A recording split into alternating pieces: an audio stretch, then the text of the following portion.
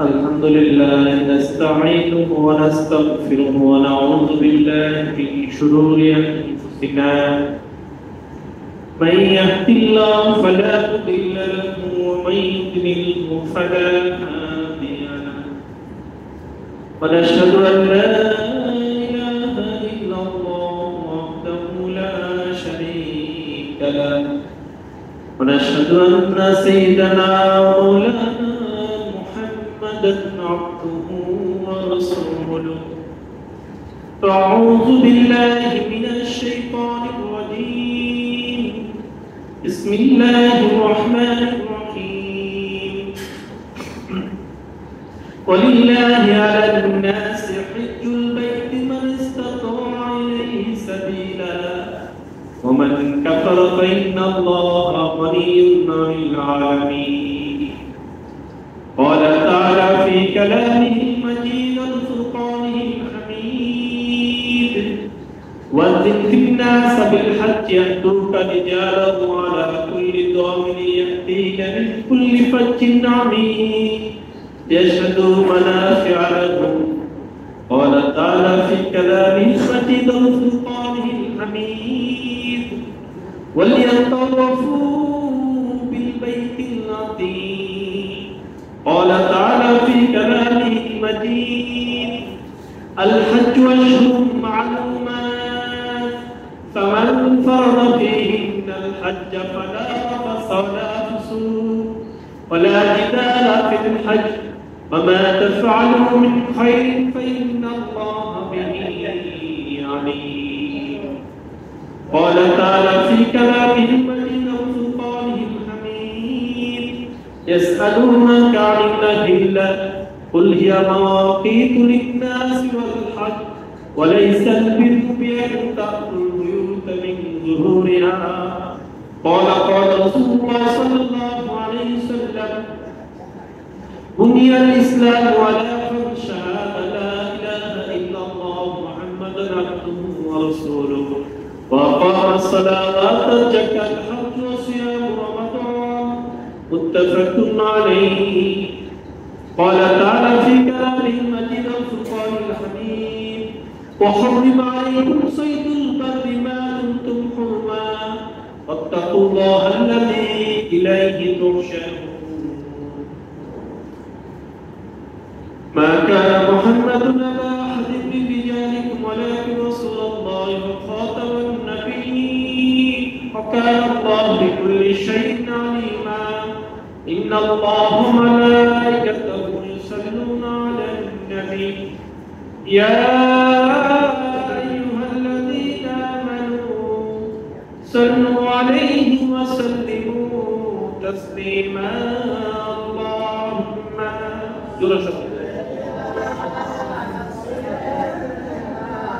مولانا محمد على يمين سيدنا مولانا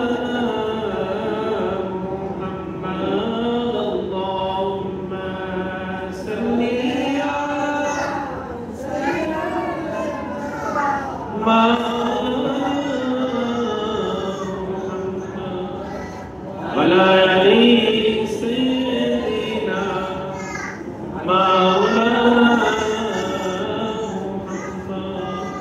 الحمد لله আল্লাহ তাআলা দরবারে লাখ কোটি শুকরিয়া। আল্লাহ তাআলা দয়া করে হাজার মানুষের মধ্যে থেকে মুসলিময় কয়েকজন মুসলমানকে পছন্দ করেছে, ভালোবেসেছে। খুতবার প্রথম অংশ শোনার মাধ্যমে আল্লাহ তাআলার কোরআনের সূরা জুমার আয়াতের উপর আমল করার তৌফিক দান করেছে। এজন্য শুকর বলি আলহামদুলিল্লাহ। জুমার নামাজ, জুমার আহ্বান হলো ফরজ। আল্লাহ তাআলা কোরআনে কারীমের মধ্যে সূরা জুমার মধ্যে বলেন, ইয়া আইয়ুহাল্লাযীনা আমানু, হে ঈমানদারগণ, ইযা যখন নুদিয়া লিস-সালাতি, যখন জুমার নামাজের জন্য তোমাদেরকে আহ্বান করা হয়, নুদিয়া লিস-সালাতি মিন ইয়াউমিল জুমআ, জুমার দিনে, ফাসআউ ইলা যিকরিল্লাহ, তোমরা তখন দৌড়িয়ে যাও, ধাবিত হও, দৌড়িয়ে যাও, ধাবিত হও, ফাসআউ ইলা যিকরিল্লাহ, আল্লাহর স্মরণ। নামাজের একটা রূপ হলো জিকির। নামাজের প্রত্যেকটা আমলের একটা রূপ হলো জিকির। মানে ওই আমলের মধ্যে যে জিকির না থাকে ওই আমল হয় না। জিকির শব্দের অর্থ হলো স্মরণ। আপনি হজ করতেছেন, আপনার আল্লাহ স্মরণ নাই, সেলফি তুলতেছেন বা অন্য কোনো স্মরণ আছে, তো ওই হজ হয় না। ঠিক নামাজের সময় যদি আল্লাহ স্মরণ না থাকে, নামাজ পরিপূর্ণ হয় না। তো শরিয়া আইনগুলো হয়ে যায়, পরিপূর্ণ শরিয়া হয় না। আর নামাজের যে মারিফাত আছে, আল্লাহ পরিচয় আছে, নামাজের ভিতরগত যে গুণ আছে, ফাদাফলাল মুমিনুন আল্লাযীনা হুম ফি সালাতিহিম খাশিউন, তারাই মুমিন। মুমিন মানে ঈমানদার। মুমিন শব্দের অর্থ কি? সকলে বলি ঈমানদার। মুমিন শব্দের অর্থ কি? আল্লাহ বলতেছেন তারাই ঈমানদার যারা নামাজের প্রতি বিনম্র শ্রদ্ধা, বিনম্র নরম খেয়াল করে। তে বোঝা গেল নামাজের প্রতি নরম থাকা এটা ঈমানের লক্ষণ। এটা কিসের লক্ষণ? তুই ঘুমাইতেছিস, এটা কিসের লক্ষণ? ঈমানের লক্ষণ। ঈমানের কথা দরকার নাই, ধরো কিছুর ওয়াজ করে, যেই ওয়াজে যে একজন মুরগি বাঁধছে মসজিদের ভিতরে, এর জ্ঞান বুদ্ধি আমাদের কতটুকু হইতাছে আপনি চিন্তা করেন না। এখন আমরা করি না, তো আমরা করলে সমস্যা। এটা কি করব?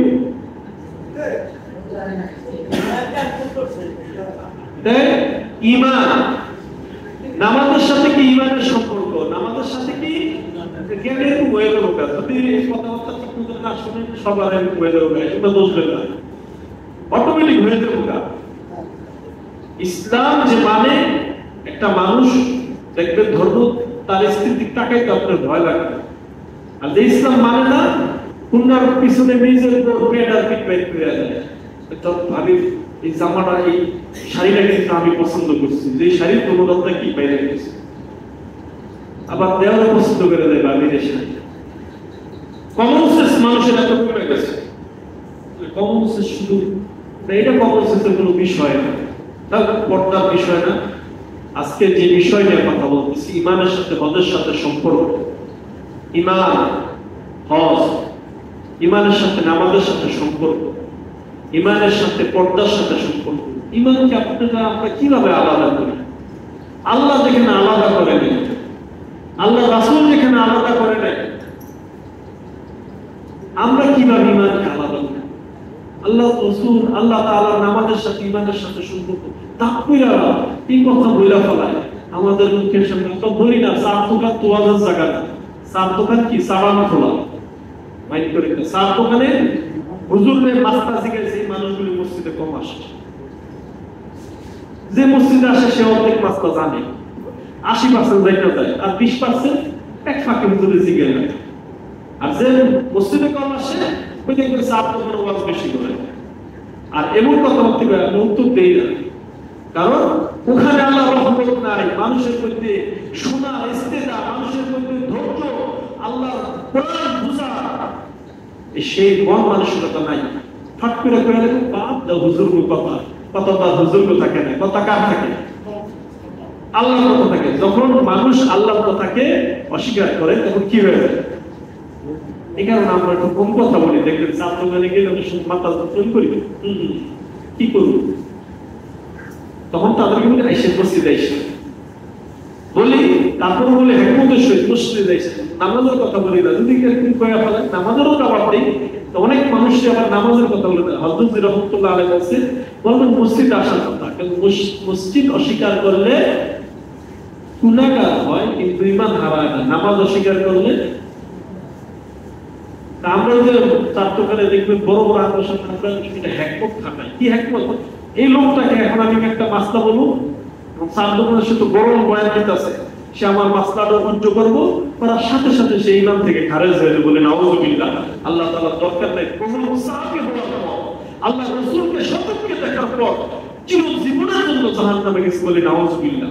সাহাবী হওয়ার পর ঈমান রাখতে পারে না মৃত্যুর সময়।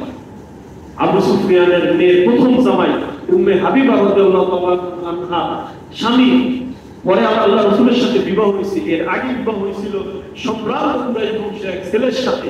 সেও উম্মে হাবিবা রাদিয়াল্লাহু তাআলা আনহা যখন ঈমান আনছে স্বামীরে বলছে তুমিও ঈমান আনো, তো বউ ঈমান আনছে, এর কাছে ঈমান কোনো বড় কিছু না, তাই ঈমান আনি। তাই দেখে ঈমান আনার কোনো সমস্যা হয়েছে, আবিসিনিয়া হিজরত করতে গেছে, হিজরত করতে যাইয়া খ্রিস্টানকে মদ আর গাঁজা পাইয়া ঈমান আনো ছেড়ে খ্রিস্টান হয়ে গেছে বলি নাউযুবিল্লাহ। কোন ধর্মই ছিল সুবিধার জন্য। এখন বাংলাদেশের অনেক মুসলমান ইউরোপে যে ওই শুকরের গোশত রান্না করে সুবিধার জন্য, হ্যাঁ, আবার মাঝে মাঝে দুই একটু করে খেয়াল এনে ওটা গোপনে কয়। আস্তাগফিরুল্লাহ, কোন তথ্য এই জবান দিয়া না জানলে কই না, কোন তথ্য আল্লাহ মৃত্যু যে কোনো সময় মানুষ দিতে পারে, না জানলে কোন তথ্য বলি না, কোন তথ্য উড়ে ফেলায় দিবেন না। আজকে মুসলমানের ঈমান এরকম জায়গায় জায়গায় রং বদলায়, জায়গায় জায়গায় ঢেউ খেলে, বুঝছেন, জায়গায় জায়গায় ঢেউ খেলে, সুবিধা পেলে লাভ পানি ঢেঙ্গা শেষ করে দেয়। কিন্তু ঈমান আল্লাহ তাআলা আমাদের কাছে এই নামাজের যে জুমার দিন হুকুম, ফাসআউ ইলা যিকরিল্লাহ, তোমরা দৌড়ে যাও, ধাবিত হও। আচ্ছা, যদি এরকম ধাবিত হইতো তাহলে আযানের আগেই তো আয়াত করতে পারতো না, এখনো মসজিদ খালি। এই আয়াতের উপর আমাদের আমল হয়। অজানুল ভাই, আল্লাহ তাআলা উম্মতের ব্যবসাকে বন্ধ করে, ব্যবসা বলতে আরবরা ব্যবসা করতো, মরুভূমির মধ্যে এত ধান পাট গম হইতো না, তা ব্যবসা দ্বারা এটা হরফ নাম মানে কি আম শব্দ, ব্যবসা দ্বারা মানুষ জীবিকার জন্য, খাবারের জন্য, বেঁচে থাকার জন্য যত কর্ম করে সব কর্মই আল্লাহ তাআলা বলেন জুমার দিন সমস্ত কর্ম তোমরা বন্ধ রাখো। যেটা সিরিয়াস হয়ে যায়, অপারেশন চলতেছে 3 ঘন্টা অপারেশন, সেটার বিষয় আলাদা। জুমার দিন আসতেছে, ঘরে আগুন লেগে গেছে, এই ছাড়া যে কর্মগুলো পরে করা যাবে, মৃত্যুর ঝুঁকি নাই, এরকম কর্ম জুমার আযানের পর করা হারাম বলে নাউযুবিল্লাহ। জুমার আযানের পর আপনি কোঠার পিছনের দিক দেওয়া হারাম। জুমার আযানের পর আপনি গোসল করছেন, মুরগির দুটো ধান ছিটিয়ে দেয়, এর জন্য নিষেধ। একজন ঈমানদার, তার কাছে এই হুকুম অনেক বড়। যার কাছে ঈমানের দাম নাই, তার কাছে কোরআন কি আর হাদিস কি আর রবীন্দ্রনাথের ঠাকুরের উপদেশ বাণী কি, তার মধ্যে কোনো পার্থক্য নেই। তা আল্লাহ তাআলা আমাদেরকে এমন একটা মাসের মধ্যে আছে, এই মাসগুলো, এই মাসের সামনে কি অনেকগুলি ইবাদত, অনেকগুলি কি ইবাদত, বলেন তো কি কি ইবাদত আছে সামনে মুসলমান জাতির জন্য? এই মাসগুলির পরবর্তীতে মাস মানে সামনের মাসগুলিতে কয়েকটা বড় বড় ইবাদত। কি কি ইবাদত আছে? হজ আর কুরবানি। হজ কুরবানি অনেক বড় ইবাদত না? অনেক বড় ইবাদত। কুরবানি কি ওয়াজিব, হজ কি ফরজ। আল্লাহ রাসূল আব্দুল্লাহ ইবনে মাসউদ রাদিয়াল্লাহু তাআলা আনহু قال রাসূলুল্লাহ সাল্লাল্লাহু আলাইহি ওয়াসাল্লাম বুনিয়াল ইসলাম আলা খামস, ইসলাম ধর্ম 5টা খুঁটির উপরে প্রতিষ্ঠিত। শাহাদা লা ইলাহা ইল্লাল্লাহ মুহাম্মাদুর রাসূলুল্লাহ ওয়া ইকামাস সালাহ ওয়া আতাস যাকাত ওয়া হজ্জ ওয়া সিয়াম রমাদান। 4 নম্বরে বলছে হজ। আল্লাহ রাসূল সাল্লাল্লাহু আলাইহি ওয়াসাল্লাম হাদিসটা আছে, কোন ব্যক্তি যদি ইসলামের খুঁটির মধ্যে একটা খুঁটি আদায় না করে, সে যেন ইসলামের ওই খুঁটিটা সরানোর কারণে ইসলামকে একটা তাবুর সাথে তুলনা করছে, ওই তাবুটার একটা পাশ ভেঙে গেছে, যে তাবুটা ব্যবহার উপযোগ্য নয়। কোন মুসলমান যদি ইসলামের একটা খুঁটি আদায় না করে, তার ঈমানটা একটু ভাঙা যায়, যে ঈমান দ্বারা তিনি জাহান্নাম থেকে রক্ষা পাওয়ার ব্যবস্থা নাই। বাংলা জমিনে ভালো একজন ইখলাস বক্তা, তিনি আলোচনা করতেছেন, আলোচনা এক পর্যায়ে বলতেছেন যে চক্ষু আল্লাহ তাআলা দান করছে, ওই চোখ দ্বারা যদি ওই কালো গিলাফটা যদি না দেখা গেল, ওই সবুজ মিনারটার মধ্যে কবরের কাছে যদি যায়া না তাকানো গেল, তো ওই চোখে দুনিয়াতে কি দেখলো? লন্ডন, আমেরিকা, পৃথিবী ভ্রমণ যদি করে, কিন্তু যদি কাবার কালো গিলাফটা না দেখতে পারে, ওই চোখের কি দাম আছে? আমরাও যদি কি দাম আছে? আল্লাহ যদি ওই ঘর না দেখে, ওই ঘরের মহব্বত না করে, তাহলে আকিফু ফিল বাইতিল্লাতি, আল্লাহ তাআলা সূরা হজের মধ্যে বলতেছে, ওয়ালা আকিফু ফিল বাইতিল্লাতি, পৃথিবীর মধ্যে সবচেয়ে প্রাচীন ঘর। পৃথিবীর মধ্যে যখন আমি মানুষ পাঠাই নাই, পৃথিবী যখন সৃষ্টি করছি, সৃষ্টি করার পর এই ঘর আমি প্রথম বানাইছি, তাই তোমরা তওয়াফ করো। ওয়ালা আকিফু বিল বাইতিল্লাতি, প্রাচীন গৃহ, যে গৃহটা আমি প্রথম বানাইছি, ইন্না আউওয়ালা বাইতুন বুদিয়া লিন-নাস, ওই গৃহ আমি আমার আল্লাহর জন্য বানাই নাই। আল্লাহর ঘর কিন্তু আল্লাহর ঘর আল্লাহর জন্য নয়। আল্লাহর ঘরে কি আল্লাহ থাকে? ঘরের ব্যবহার করি আমরা করি না? আল্লাহ রাস্তায় দান করলে, আল্লাহ রাস্তায় দান কি মানুষকে দেওয়া, আল্লাহকে দেওয়া, কিন্তু নাম কি আল্লাহ। গরিবকে দান করলে আল্লাহর রাস্তায় দেওয়া হয়, আল্লাহর রাস্তায় সফর করলে আল্লাহর রাস্তায় বের হয়, আল্লাহর ঘরে দান করলে আল্লাহর ঘরে দান হয়, কিন্তু মানুষ ব্যবহার করে। আপনি ফ্যান দিচ্ছেন, মানুষ ব্যবহার করতেছে, কিন্তু দিচ্ছেন কিন্তু আপনি আল্লাহর ঘরে, আল্লাহ আপনার জন্য খুশি হয়ে গেছে বলে সুবহানাল্লাহ। আপনি যাকাত দিচ্ছেন, আপনি একজন মুসলমানকে দিচ্ছেন, কিন্তু আল্লাহ খুশি হয়ে গেছে। আল্লাহ তাআলা বলতেছেন, এই প্রথম গৃহ আমি তোমাদের জন্য বানাইছি। ইন্না আউওয়ালা বাইতুন, প্রথম গৃহ, ইন্না আউওয়ালা বাইতুন বিবাক্কাতা, ইন্না আউওয়ালা বাইতুন বুদিয়া লিন-নাস, যা লিন-নাস, মানুষের জন্য বানাইছি। তা আমরা কি মানুষ না? আমরা কি মানুষ না? তো ঘর তো আল্লাহ আমাদের জন্য বানাইছে, প্রথমে ফেরেশতা দ্বারা বানাইছে। ফেরেশতাদের জন্য না, কইছে আমাদের জন্য বানাইছে।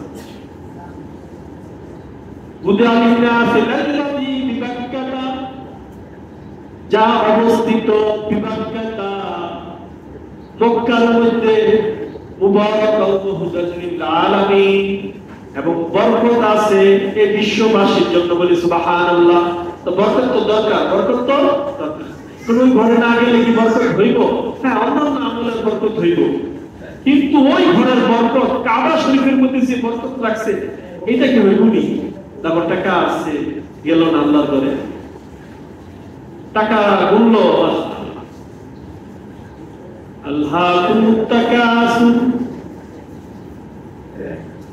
আল্লাহুমুত তাকাসুর হাত্তা যুরতুমুল মাকাবির। দুর্ভোগ, আল্লাহুমুত তাকাসুর, তাদের জন্য যারা প্রাচুর্য পায়, হাত্তা যুরতুমুল মাকাবির, কবরে যাওয়ার আগ পর্যন্ত তারা ক্ষান্ত হবে না। যারা হজ করে না, টাকা জমায়, টাকা বাড়ায়, আল্লাহ তাআলা দুর্ভোগ। আরেক আয়াতের মধ্যে দুর্ভোগ তাদের জন্য যারা খালি টাকা গণনা করে। তো বাংলাদেশে একজন সার্জন অপারেশন ডাক্তার, বাংলাদেশের একা টাকা গুনি নেন, বলে সুবহানাল্লাহ, কইতাছে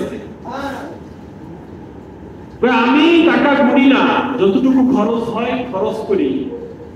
আমি 2 লক্ষ টাকার গাড়িতে চলতেছি, কিন্তু কিডনির জন্য, অপারেশনের জন্য 2 কোটি টাকার মেশিন দরকার, সেটা আমি কিনছি, যেখানে যেটা লাগে ওইটা করব। আমার টাকা আছে, আমি অপচয় করি না। তার কথাগুলি এত হৃদয় লাগে। কি আপনার কাছে কেমন মনে হয়? একজন আপনাকে বলল, এই ঘরের মধ্যে যা আছে আপনি খান, আপনার সামনে খানা দিছে, আপনি যা আছে খান, কিন্তু মালিক আপনাকে দেখতেছে, তখন কি আপনি অপচয় করবেন? আপনার সামনে খানা দিছে, ধরেন আমরা দাওয়াত খেলাম একজনের বাসায়, মালিক আমাদের খানা দিয়া সামনে দাঁড়ায় দিচ্ছে, তো হুজুর চা লাগে ভাই, চা লাগে আপনার ভাই, আপনারা খান, একবার লাগে পাঁচবার খান, যেটা ভালো লাগে ওইটা খান, ডাল শেষ ডাল নিয়ে আসো, এই মাংস নিয়ে আসো, আনতেছে সব আপনাকে দিতে আছে। এই অবস্থায় কি আপনি চাইবেন আপনি আপনার বিবেকে খেলবো, আপনি মাংস নিয়ে ফালায় দিলেন, একটু রোজ নিয়ে একটা খেলেন আরেকটা ফালায় দিলেন, এটা করবেন? কেন করবেন না? যে আমার জন্য সব দিতেছে কিন্তু সে দেখতেছে, যে আমার জন্য সমস্ত নাস্তা ব্যবস্থা করছে, আজকে দুপুরের খাবার বিয়া বাড়ি, হ্যাঁ সমস্ত ব্যবস্থা করছে, সে আবার আমার সামনে দাঁড়ায় আছে। আরাম থাকলে করতে পারে দু একটু, তো সামনে থাকলে করবেন না, বিবেকবান কেউ করবো না। তা আল্লাহ আমাদেরকে সমস্ত কিছু দিছে, দিয়া তো তিনি দেখতেছে। আল্লাহ কি অদৃশ্য, আমাকে কি দেখে না? তো সে বলতেছে আল্লাহ দেখতেছে, আমি কিভাবে অবশ্যই করবো? যেখানে যত লাগে তত। তো সম্পদের তো এরকম বিষয়, আপনি খাইতে বসে খান, তো অপচয় করবো যায়। আমি 2-3 লক্ষ টাকার গাড়িতে চলতেছে, হয়ে যাইতেছে আমার পুরান জাপানি গাড়ি রেফারেন্স করে 50,000 টাকা হয়ে গেছে কাজ, কিন্তু কিডনির লাইসেন্স করার জন্য বা ওইটা কম দামি হইলে সমস্যা। এই কারণে সর্বোচ্চ পৃথিবীর মধ্যে বড় মেশিনকে আমি আমার নিজের পকেটের টাকা দিয়ে আমি এটা লাগাইছি করেছি। চিন্তা দেখে, আমার টাকা আছে, আমি কার জন্য? আমি সবার জন্য রেখে যাবো। অনেক সন্তান আছে, বাবা টাকা দেওয়া যায় না, টাকা ইনকাম করতেছে না। অনেক সন্তান আছে, বাবা টাকা দিয়া গেছে, টাকা সব শেষ করে আনছে। আমি আমার জান্নাতের কামাই করলাম না, আমি হজ করলাম না, আমি ঘন্টার পর ঘন্টা এই চক্ষুদার টিভি দেখলাম, ওইটা দেখলাম, এটা দেখলাম, তো কাবা ঘর দেখলাম না, কাবা ঘরের বিলাপ ধরে কান্না করতে পারলাম না। আমি আল্লাহ রসুলের রওজার সামনে দাঁড়াইতে পারলাম না। যে গৃহকে আল্লাহ তাআলা এত মর্তবা দিয়েছে, আল্লাহ তাআলা কত সুন্দর করে বলছে, হে ইব্রাহিম তুমি ঘোষণা করো, আযান দাও, ওয়া তিনফিন্নাস আল হাদ ইয়াতুকা রিজালান ওয়া আলা কুল্লি দামির ইয়াতিনা মিন কুল্লি ফাজ্জিন আমিক। ওয়া তিনফিন্নাস, ইব্রাহিম তুমি ঘোষণা দাও মানুষদেরকে, আযান দাও, আযান মানে ঘোষণা। আমরা যখন নামাজের আযান দিই, ইব্রাহিম তুমি হজের আযান দাও, ওয়া তিনফিন্নাস বিল হজ্জ, হজ করার জন্য, আমার ঘরে আসার জন্য। বাংলাদেশের এক বড় নেতা ভাই কয় কি, ইসলামে হজ আল্লাহ রসুল বা আল্লাহ রসুল বলে নাই, নিজেটা বলছে, এটা বলা সম্ভব না, বলছে হজ দিয়া গেছে এই কারণে যেন আরবের অর্থনৈতিক সাঙ্গা সবসময় থাকে, বলি নাউজুবিল্লাহ। কত বড় কাফের কথাটা বলছে, প্রমাণ আছে কোন? হজ আগেও ছিল, এরকম হয়েছে আগে মানুষ হজ করতে যাইয়া নিরিত্ত শূন্য হয়ে গেছে। তখন আরবের মানুষ ধনী ছিল না, কিন্তু এখন থেকে ভালো ছিল। তারা তাদের আনা দুম্বা খাসি জবন করে দিয়ে রিক্ত হস্ত হাজিদেরকে, 500 বছর আগে হজ করা অনেক কঠিন ছিল, হাইটা ঘোড়ায় চড়ে যেত। উপমহাদেশের হাজিরা সুলতান গজনবী 17 বার ভারতে হামলা করে, মানে ভারতের তিনি মুসলমান বানাইতে চাইছিল, তারপর তিনি হজে গেছে, অনেক কষ্ট করছে। তোমার ওনার হজে যাইতে 1 বছরের উপরে সময় লাগছে, মানুষ নিয়ে গেছে। একটা বাদশাহ, গুজরাট গজনির বাদশাহ, আফগানের, ভারতে 17 বার অভিযান করছে, তার বই পুস্তকে তার নাম। তার মতো মানুষের হজ করতে 1 বছর সময় লাগছে। কত কষ্ট ছিল হজ। এরকম অনেক মানুষ হজ করতে যায়, রিক্ত হজ হয়ে গেছে। তখন ওই দরিদ্র আরবরা আমাদের যাকাত ক্ষেত্রে চলছে, ইতিহাস আছে কোনো কিছু। বড় বড় বাদশারা, অটোমানরা আরবদেরকে 800 বছর বোনাস দিয়া পালছে, টাকা পাঠায় দিত। অটোমান হলুদ মসজিদে, নীল মসজিদে একটা গম্বুজ হয়েছে, 5টার জায়গায় 6টা হয়েছে। তখন মক্কা বলতে 5টা গম্বুজ ছিল। তো বাদশাহ মুরাদ বলছে, মক্কার গম্বুজ না হওয়া পর্যন্ত এই নীল মসজিদে, হলুদ মসজিদে কোনো গম্বুজ হইব না। বলে সুবহানাল্লাহ। মক্কা এখান থেকে গ্রেনেড, ইটালির গ্রেনেড পাথর, তখন ইটালি মুসলমান শাসন করত, ইটালির পাহাড়ে একটা গ্রেনেড পাথর পাঠাইয়া মক্কার কাবা শরীফের গম্বুজ বানায়, তারপর হলুদ মসজিদের একটা গম্বুজ বানাইছে। বলে সুবহানাল্লাহ। এরকম সম্মান করছে অটোমানরা। আল্লাহ তাআলা সম্মানের কারণে, আল্লাহ রাসূলের রওজাকে সম্মানের কারণে 800 বছর পৃথিবীর মানুষের উপরে রাজত্ব করাইছে। আজকে মুসলমান কাবাকে সম্মান করতে পারে না, কাবার মহব্বত নাই। এ কারণে মুসলমানদেরকে আল্লাহ তাআলা পৃথিবীর মধ্যে সবচেয়ে লাঞ্ছিত রাখছে। আল্লাহ তাআলা কোরআনের আয়াত, আল্লাহ তাআলা অযোগ্য ব্যক্তিকে পৃথিবীর খেলাফত দেয় না। পৃথিবীতে সমস্ত মুসলমান অযোগ্য, আমি ইমাম সব শুদ্ধ অযোগ্য।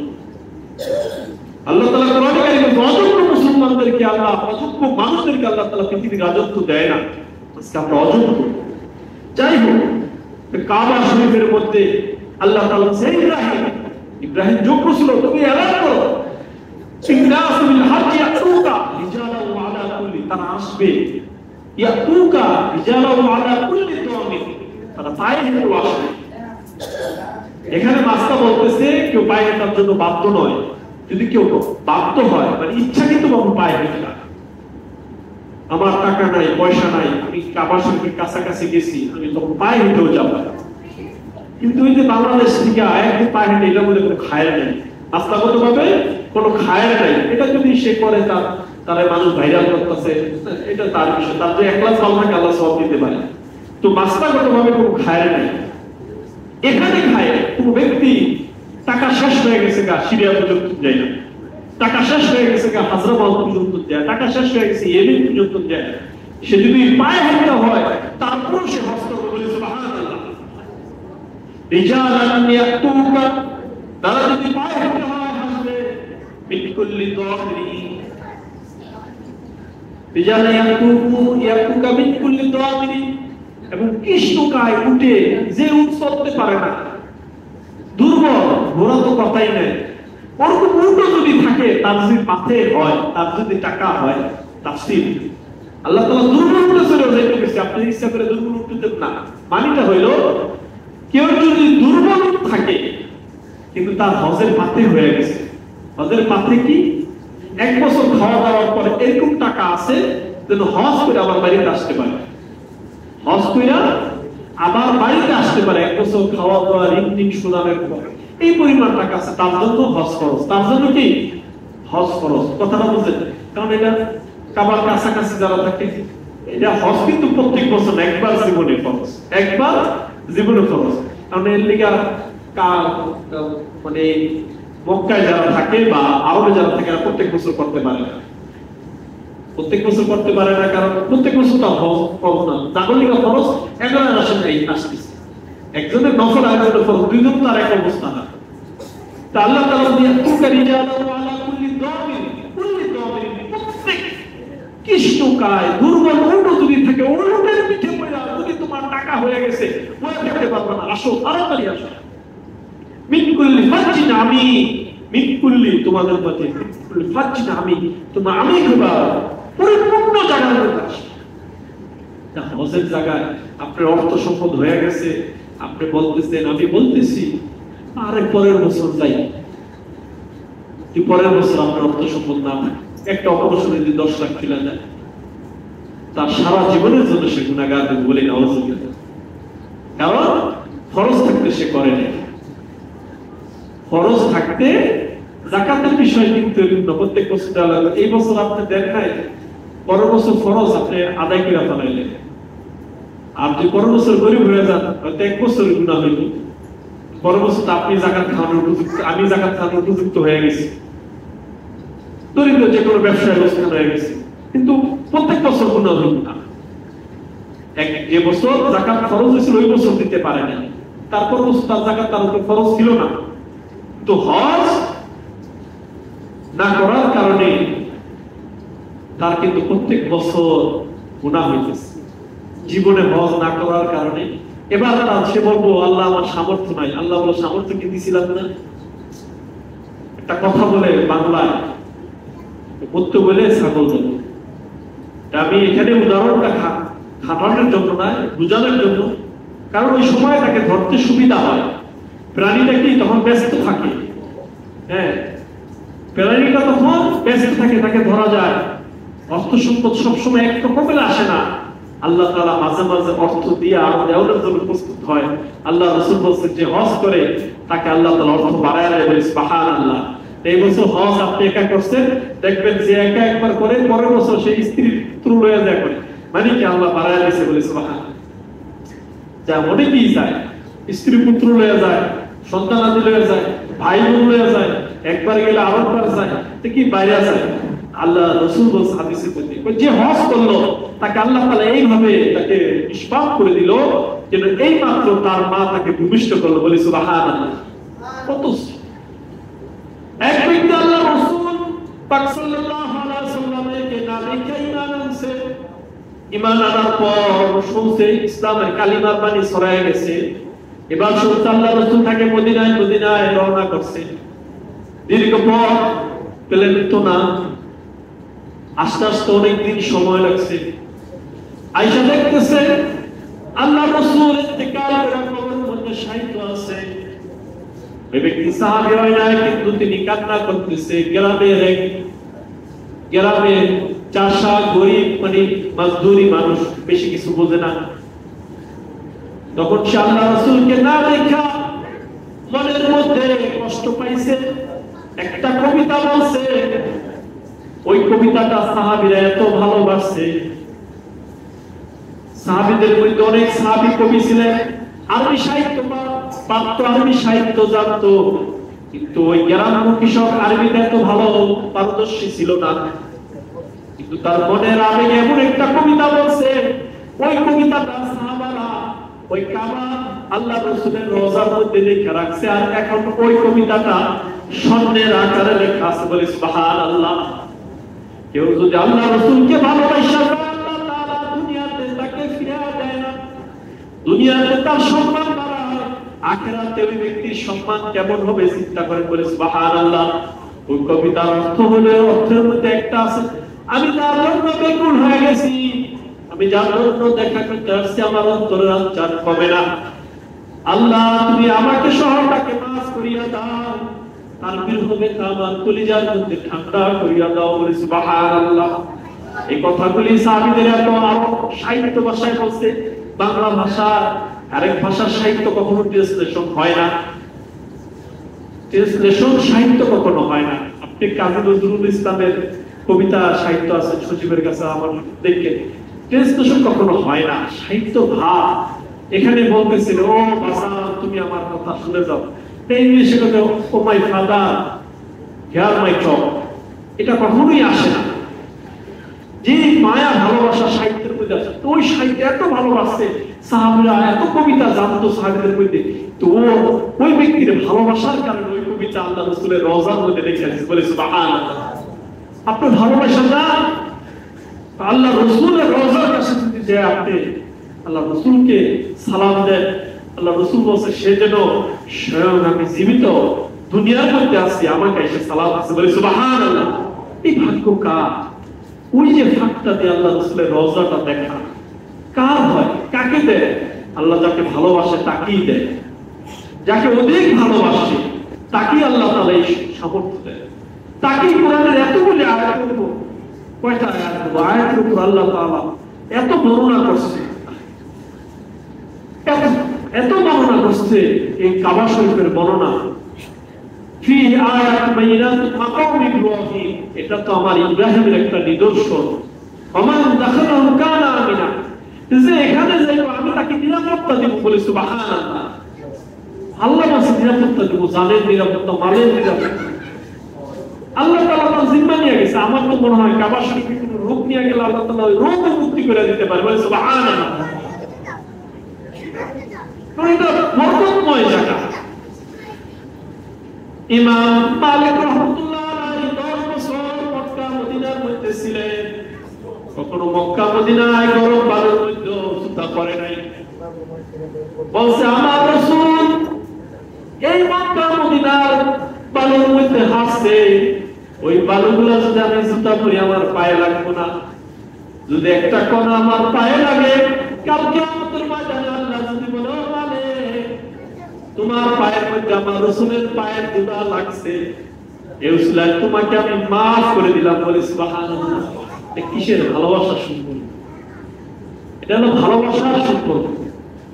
আল্লাহ রাসূলকে ভালোবাসা, সামর্থ্য থাকলে হজে যাওয়া, আর যদি সামর্থ্য থাকার পর না যান, এক তো আল্লাহ রাসূল বলছেন যে সামর্থ্য হলে হজে গেল না, সে ইহুদি হয়ে বললো না খ্রিস্টান হয়ে বললো আমার যায় আসে না। বলে নাউযুবিল্লাহ। আর আল্লাহ রাসূল বলে, ও বান্দা, আল্লাহ তো তোমারই দিছিল, গ্রামের মধ্যে অনেক মানুষ ছিল, তোমারই দিছিল আমার ঘরে আসার সামর্থ্য, তুমি তো আসতে পারো না, আমার রওজার সামনে তারা একটা সালাম দিতে পারো না, তোমার সালাম তাকে আমি পাই না, তোমার কাছে কি আসতে পারতাম না? তুমি লন্ডন গেছো, তুমি বিলেত গেছো, তুমি ওখানে করছো, তুমি ইন্ডিয়ায় করছো, 5 বার 7 বার পাসপোর্ট হারিয়ে করছো, আর ইউরোপের কাগজ হয়ে যায়, তারপর হজ করে না, সারা পৃথিবী ঘোরার কাগজ হয়ে যায়। কি ভাই, ইউরোপের কাগজ হলে পৃথিবীর অধিকার, তারপরও কাবা শরীফে যাইতে পারে না। কে বুঝাইবো তারে? তার অন্তরের মধ্যে মায়া কে ঢালবো? আমরা পারবো? তার অন্তর যদি সে পাথর বানায় ফেলে, আল্লাহ বলছে কিছু কিছু অন্তর এমন পাথরের মতো হয়ে যায়, পানি পরে পানিগুলি তা গড়িয়ে যায়, বলি নাউজুবিল্লাহ। তর্ক সম্পর্কে আগে বিল্ডিং এর চিন্তা করবেন না, আগে ওইটা চিন্তা করবেন না। আপনি ব্যবসা করেন, আলহামদুলিল্লাহ, বেশি বেশি টাকা লাগে না হজ করতে গেলে। যাদের কাছে অর্থ আছে তাদের কাছে ওইটা বেশি টাকা, আমাদের কাছে বেশি টাকা, আমাদের কাছে কি বেশি টাকা, যাদের জন্য হজ খরচ তাদের জন্য বেশি টাকা না। কারণ সারা বছর খায়া দেয়া, সব ঋণ ঋণ শোধায়া 5-7 লাখ টাকা থাকা, তার জন্য এটা কিছুই না। তার রানিং ব্যবসা চলতেছে, রানিং ব্যবসা চলতেছে, আবার টাকা আসে। আমরা হজে মিস করবো না, হজ হারাবো না। আর আপনারা আমার জন্য দোয়া করবেন। সময় কম, বেশি কথা বলতে, আমি খুবই অসুস্থ, আমি বুঝতেছি না অসুস্থ, ডাক্তাররা বলতেছে অসুস্থ। তাই সানি ভাই আমার সাথে কথা হইলো, তো উনি যে সিগন্যাল দিচ্ছে এটা খুবই ভয়ঙ্কর সিগন্যাল। এতক্ষণ আমি যেটা পাইছি উনি বলছে আপনার এটা মাঝখানে আটকে আছে, আপনার কিডনিটা ফোল্ড আছে, আপনি বেশি সময় টাইম ওয়েস্ট করা আপনার ঠিক না। তা আপনারা দোয়া করবেন, আপনারা অনেক ভালোবাসছেন, ভালোবেসে অনেক আগাইছেন, আল্লাহ আপনাদের জাযা দান করুন। আমি কখনো এই ঋণ চলে দিতে পারবো না। আপনারা যতটুকু আমার কাছে দাঁড়াইছে, এটা আপনাদেরকে আল্লাহ তাআলা আমার জন্য দোয়া করবেন। আর বাবা নাই, মা অসুস্থ, আমার জন্য কান্না করার মানুষ। যাই হোক, এটা ছোট একটা জিনিস, বড় জিনিস না। তা আপনারা আমার জন্য চেষ্টা করছেন, দোয়া করছেন, আরো দোয়া করবেন। আল্লাহ তাআলা যেন আমাকে দিনের রাস্তায় দীর্ঘদিন রাখেন, যেখানেই থাকি না কেন, দুনিয়ার যে প্রান্তে থাকি না কেন, দিনের সাথে ইমানের সহিত রাখার তৌফিক দান করে, দিনের খেদমত করার তৌফিক দান করে, এটা দোয়া করবেন। বাকি দান আলহামদুলিল্লাহ রাব্বিল আলামিন। যারা কাবলা তো আদায় করবে তারা আদায় করবে।